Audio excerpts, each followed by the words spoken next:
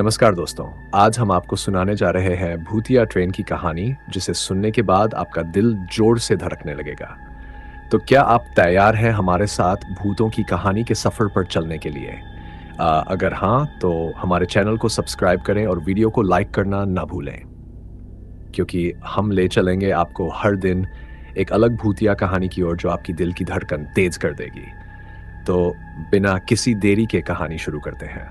रवि एक महत्वाकांक्षी पत्रकार था जो अपनी नवीनतम कहानी के लिए सामग्री जुटाने की तैयारी कर रहा था। उसे पुराने और रहस्यमयी किस्सों में बहुत दिलचस्पी थी। एक दिन उसे अपने एक स्रोत से खबर मिली कि एक पुरानी ट्रेन, जिसे शापित ट्रेन कहा जाता है, एक बार फिर से चलने वाली है।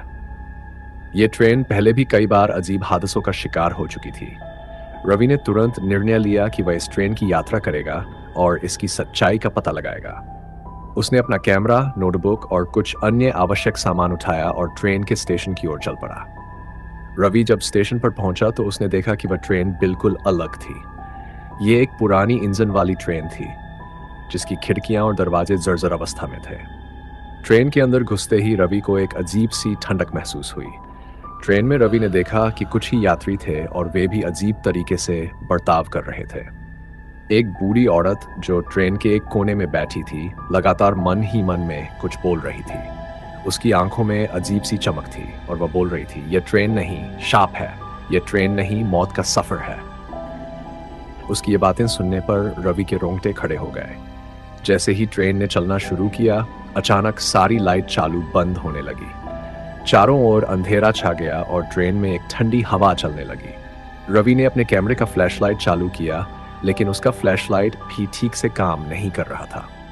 अचानक ट्रेन में अजीबोगरीब आवाज आने लगी, जैसे कोई रो रहा हो। थोड़ी देर बाद किसी की जोरदार चीख सुनाई दी। रवि ने देखा कि सभी यात्री डरने लगे थे।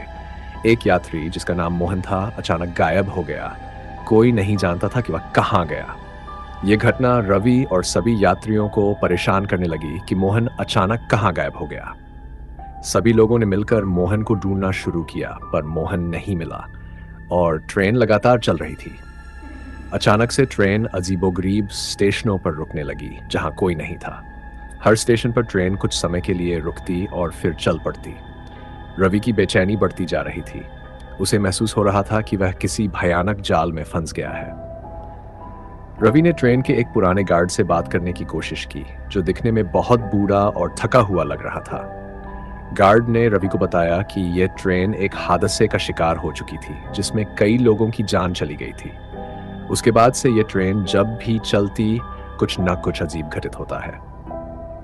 रवि ने तय किया कि वह इस ट्रेन से किसी भी तरह बाहर निकलेगा। उसने अपने कैमरे चालू किया और सबूत जुटाने की कोशिश की और उस बूढ़ी औरत से फिर बात की।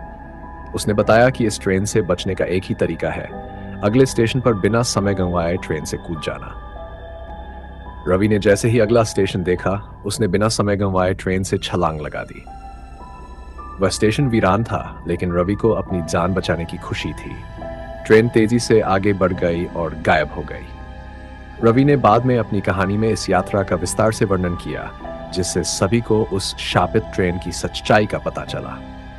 ये कहानी यहाँ समाप्त होती है। तो दोस्तों, ये थी आज की कहानी। अगर आपको ऐसी और कहानियां सुननी है तो हमारे चैनल को सब्सक्राइब करें और बेल आइकन को दबाना न भूलें। अगली बार फिर मिलेंगे एक और डरावनी कहानी के साथ। अभी के लिए अलविदा।